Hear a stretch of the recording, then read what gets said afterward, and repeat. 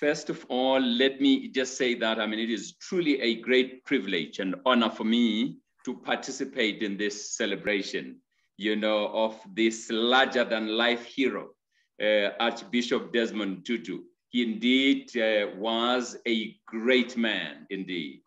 My theme, in a sense, really revolves around him as a person, because this is the person who really embodies, if you like, a whole person, a whole being, because there are not so many people who actually possess the kind of traits that he actually possesses. And I've just entitled it, and by the way, I should have presented this probably about 2 or 3 months ago, just immediately after his passing. And I've titled Archbishop Desmond Tutu, the global icon for liberation, justice, peace, and devotion to the planet. That's really how I've captured my brief presentation. And I actually am starting there with a quote, his quote in one of his, discourses, where he actually says, I quote, "No faith contains the whole truth about God. And certainly Christians don't have a corner on God. All of us belong to God." Now, it can only be, the arch who can actually say that. Not many people can say that even Christians do not have a corner on God. Now, it talks to his appreciation of the golden thread, in all these sacred texts, as it were. Now, on the occasion of the celebration of Archbishop Tutu's retirement, he retired at 65.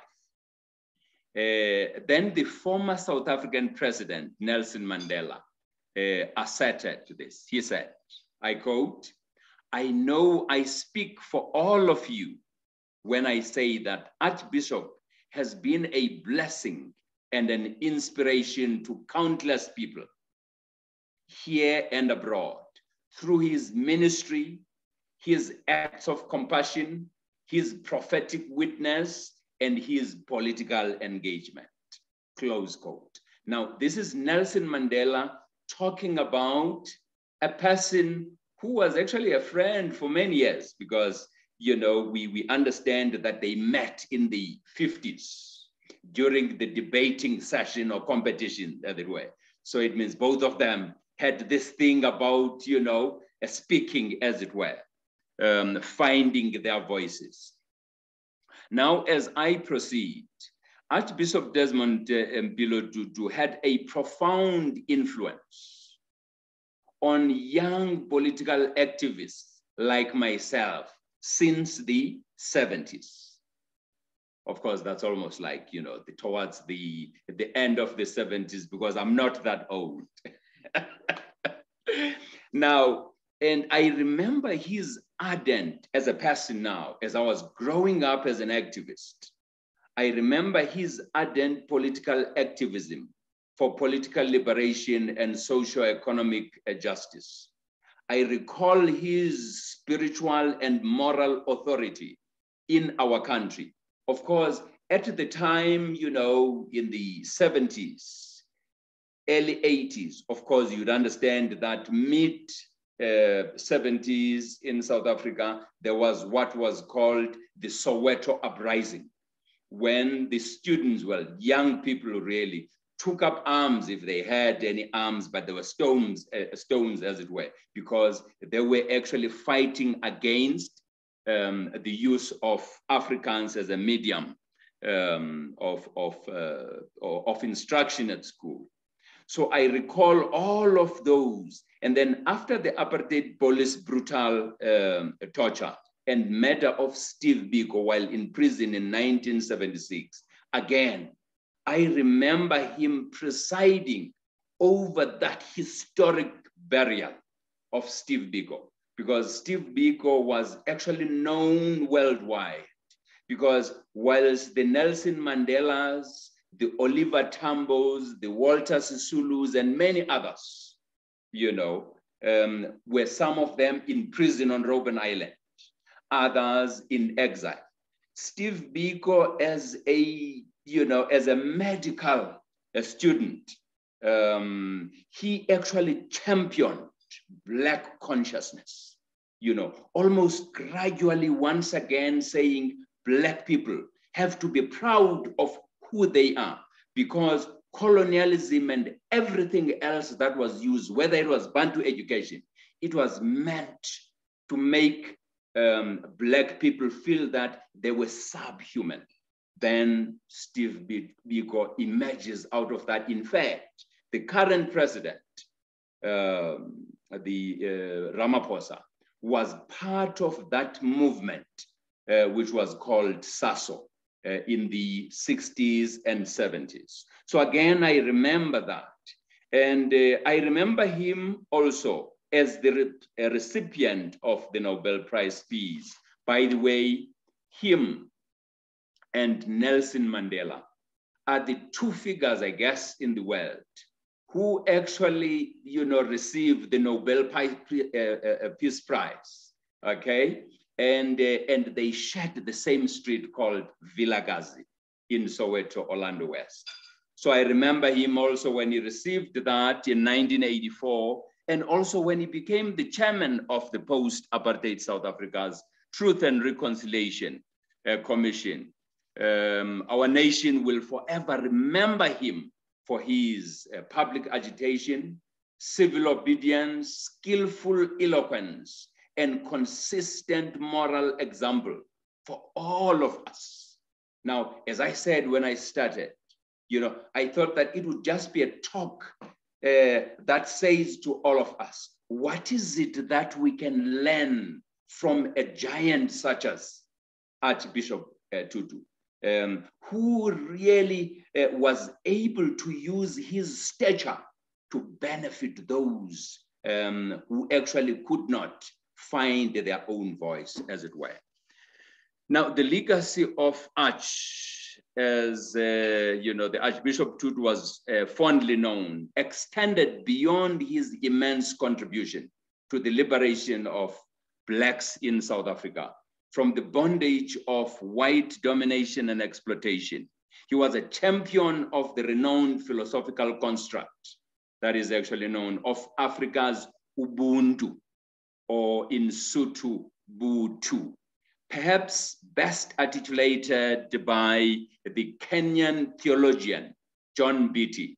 And I quote, he says, "I am because we are, and because we are, therefore I am," close quote.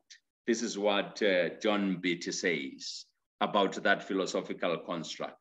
Despite being deeply rooted in Christian theology, he was tolerant, probably not just tolerant, but accepting of different theological beliefs, something that is very rare amongst religious people, because they tend to believe that theirs is the best, as it were. So even though he was rooted in Christian theology, he was tolerant and accepting of all theological beliefs, including those, by the way, of the African cosmology, as well as, I had promised that I will not take all the time so that the Reverend there doesn't have time. So I need to move with speed. Just 5 minutes so I was left. saying that even those of the African cosmology, as well as his strong connection with religious leaders of other faiths, most noticeable, the well-known friendship with the 14th Dalai Lama. The life of the son of the soil was fashioned by the struggles that were fought by his forebears. He was a witness and later an active participant of unrelenting efforts to rise up and defeat the oppression and colonialism and apartheid policies. By the time he was born to his parents, Zachariah and Aletta Tutu, in 1931, already the European colonizers had already achieved their violent balkanization of South Africa along racial and ethnical lines. Black people had long been labeled during this time second-class citizens and dispossessed of their land and its mineral resources. Now, Desmond Tutu was raised in an oppressed society where the ancient beauty and harmony of African societies was sorely threatened. The young Desmond's dreams of being a doctor proved impossible as he refused the option of becoming a teacher because of the appalling policy of Bantu education. After a deeply impactful meeting with British priest Father Trevor Huddleston, he chose to pursue his studies in theology. In the mid-1970s, while still a young theologian, Desmond Tutu resolved to struggle against the apartheid system, asserting, I quote, "I want to declare categorically that I believe apartheid to be evil and immoral and therefore unchristian." Now, this is now a theologian pronounced this publicly. His unwavering stance against injustice was evident when he remained critical of the errors of the democratically elected African government, even after the struggle against apartheid proved victorious, as well as his criticism of injustice all around the world. Now, as a climate change activist, he agitated for the deployment of tactics such as boycotts, sanctions to curb the use of the planet heating fossil fuels.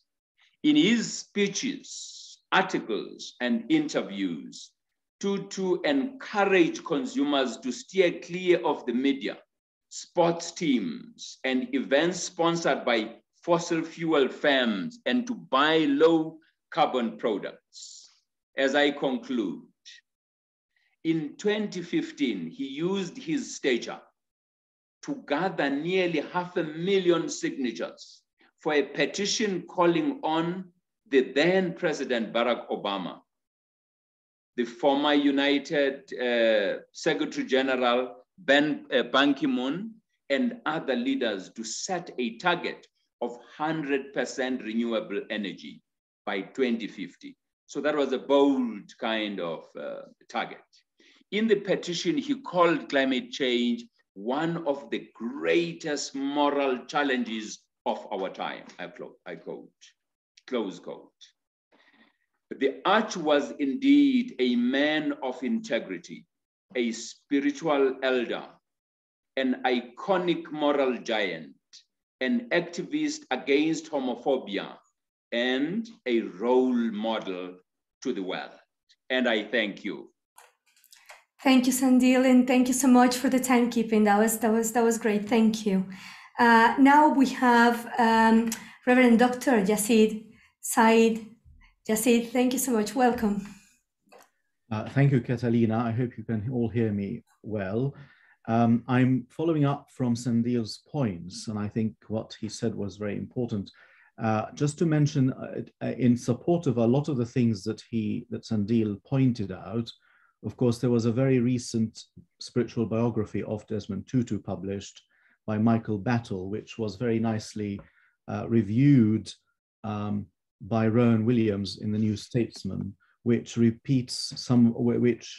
emphasizes some of the points that Sandile mentioned, especially with regard to the Ubuntu point, that sense of common humanity that's sustained by deep mutual commitment and solidarity. But I think what they might say, Sandile, to you is that Tutu was tolerant of others, not despite his Christian commitments, but because of it. And I think that would be going to be my focus in relationship to Israel-Palestine. I come to this conversation as a Palestinian-born Israeli citizen and an Anglican priest who is actually interested in Muslim-Christian relations, but also in political theology. Of course, there are no shortage of people who note and complain about the situation in Israel-Palestine. as a place that can't seem to discover peace. The situation seems permanently deadlocked with an agreed truce, normally referred to as the status quo. You might say that the current situation is a state of undramatic, tepid coexistence and non-interference. Now, how do we respond to this? And as I reflect here on Tutu's legacy, I have a particular point that I want to emphasize in this presentation, which is what makes him slightly different from the Palestinian liberation theology. And that's kind of the legacy that I think remains important for that particular context. But I want, in doing so, I want to share a story with you. On Pentecost Sunday in 2001, I was ordained a priest in the Holy Land, in the Anglican Church in the Diocese of Jerusalem. The ordination was first planned to take place in Jerusalem. However, after a suicide bombing taking place that weekend on a Saturday, many of those who were scheduled to travel to Jerusalem decided to cancel, not knowing how the political tensions would develop. To make it easier, the bishop decided to hold the ordination in Nazareth. It was a weekend full of tension, uncertainty, and fear.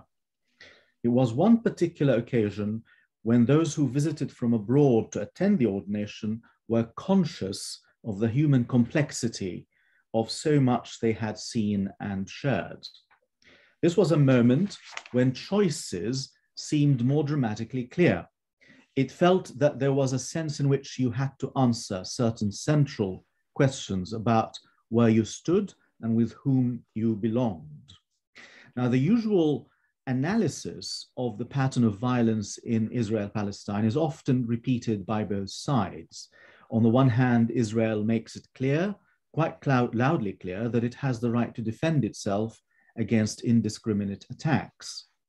On the other hand, the Palestinians like to remind Israel and the world that the reality of occupation, the history of the historic Palestinian wound in 1948 was not a negotiated peace agreement, especially when Israel controls the borders, the sea, the air, and the sources of power, limits the freedom of movement, and separates communities in the West Bank.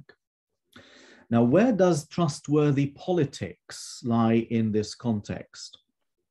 And I think Tutu's clear stance in favor of the boycott movement of Israel might make him sound like taking another one-sided position. He wasn't only critical of the Jerusalem-Pretoria ties in the 1980s, but became increasingly very critical of Israel's treatment of the Palestinian people. He addressed directly the heart of the problem by referring to what's known as the Nakba, what the Palestinians called as the catastrophe of 1948, when he addressed the New York Jewish Theological Seminary in 1984. However, I think that Tutu's stance is slightly more complicated than people think, in the sense that he wasn't just simply taking what you might call, if you forgive me, a woke position. This is because, unlike the pseudoscientific theories of social Darwinism that supported the neo-Calvinist theology of the Dutch Reformed apartheid ideology, providing divine sanction for the distinction between races and cultures, Tutu had authority to speak about and for Israel-Palestine, simply because Tutu, as the condemned bishop under apartheid, was able to speak of God's presence in the extremity of rejection and present a different counter political theology, where for him, as the book on his spirituality suggests, Christ is the central, troubling exemplar. So at the heart of the theology here is a figure who is both a crucified criminal, let's say, and a lord of history. And that's where Tutu is coming from. We're not talking about a secret. We're not talking about a mystical history. but the unassertable or the ascertainable history of the world we know. And I need not labor that point in terms of the historical questions here. So Jesus, with all his ambiguity towards temporal power, remains king in Pilate's court. And that is an affirmation of faith at the heart of the new political theology, which Tutu stood for in his various stances. And Tutu's writings, whether in his book, No Future Without Forgiveness, or God Has a Dream, whenever he recalls his visits to Jerusalem or his actual activism in Gaza when he entered from the Egyptian borders, his ideal is a peace that is not simply the triumph from one side over the other. It was about active involvement, compassion, grateful receiving, generous offering, and mutual enrichment, because he believed that this is the sort of peace that Jesus creates between God and the world, reflecting his own relationship with the Father. So he uses the word reconciliation here, when reconciliation for Tutu meant the same thing as redemption, the removal of divisions. And this didn't, as Sandile mentioned, this didn't apply only for the Christians. It's among all peoples, not because of a sentimental idea based on secular humanism, but because of his conviction that God's call is addressed to any community or society, a call of compassion, justice, and responsible love of neighbor. In other words, he would roundly condemn, let's say, the suicide bombing that occurred, even though it was done by a Palestinian. He refused, in other words, to demonize his enemies. That's the main point about Tutu that people often forget. He refuses to demonize his enemies. And his book, God Has a Dream, he puts it this way, and I'm quoting his words. In war, we keep score of our casualties and their casualties to see who is winning. God only sees his dead children, and these statistics hide the mourning and the suffering of mothers, fathers, daughters, sons, sisters, and brothers of those who have been killed. We become unable to see their dead as we mourn our own. This is what happened in the cycle of violence between Israelis and Palestinians. These are his words. So with all the serious criticism of the legacy of Tutu's Truth and Reconciliation Commission, there was a whole load of serious criticism that he led. Tutu had a theological lens on reconciliation in relationship to the wider social and political issues. So as was shown in the spiritual biography by Michael Battle, the Truth and Reconciliation Commission was left or has left unhealed wounds often. In other words, we have a particular here critical issue, a point raised in the sense that reconciliation could seem as a cheap response to situations of conflict where long-standing structural injustice was involved and in some modern theology has earned a bad name as a result. Oppression cannot be washed away so easily, and well-publicized reconciliatory events at this level simply suggest a lack of socio-ethical realism. Now, Palestinian liberation theology in the Holy Land, led by people like Kenan Naim Atiq, another Anglican priest, in fact, a colleague and a friend, in the last 3 decades, replaced reconciliation with liberation. So the Palestinian movements would emphasize liberation rather than reconciliation. You can find it evident in the Kairos Palestine document that mirrored the South African Kairos document of 1985, where reconciliation is taken seriously only when the oppressor shows signs of genuine repentance. true reconciliation cannot be shortcut. For this reason, Palestinian liberation theology tends to emphasize what they call justice and peace as more realistic, again, referring here to Naim Atik's work. However, there is another danger here, which is that reconciliation is also relegated to the unrealizable future when justice is fully attained. In other words, we sort out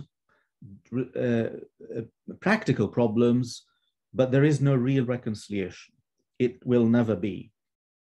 If reconciliation without liberation can be an empty pretense at bringing faith into the political forum, the quest for liberation without reconciliation is no more realistic, and indeed no more Christian. Whether in apartheid South Africa or in Israel-Palestine, what seems needed is a strategy that seriously pursues the two while recognizing that in certain circumstances, the one or the other will require a pragmatic priority. Whilst the struggle for liberation and justice must often come first in point of time, for Desmond Tutu, reconciliation remains prior in point of purpose and moral significance, which is why he is different from normative liberation movements. The mutual forgiveness and the acceptance between individuals and social groups that has been so far alienated remains the hardest, but also the best representation with the socio-political world of reconciliatory love that he spoke about all the time, the highest expression of the will of God, as Tutu saw it. And that ends my presentation. I'm afraid I have to go at 5. So I'm going to have to miss your question time. Yes, I think we all do. The event was 4 to 5. So what is left is really to thank you all, Dr. Susan Francis from University of Chester, Dr. Sandile, Ndlungwane, President of Hope of Africa Institute, and Reverend Dr. Yazid Said. Thank you so much for accompanying us this afternoon to, contribute with your reflections to just reflect and celebrate the life and legacy of Archbishop Desmond Tutu, for the Archbishop Desmond Tutu Center for War and Peace Studies. Thank you to you, and thank you to all our attendees today for this wonderful reflection. Thank you.